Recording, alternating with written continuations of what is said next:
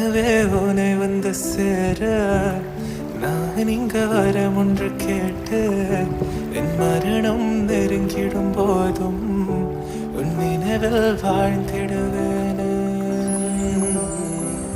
தீராத துயரத்தில் நானும் காற்றோடேன் கலந்தாய் நீயும் நீங்காத நினைவொளியான அன்பே அன்பே.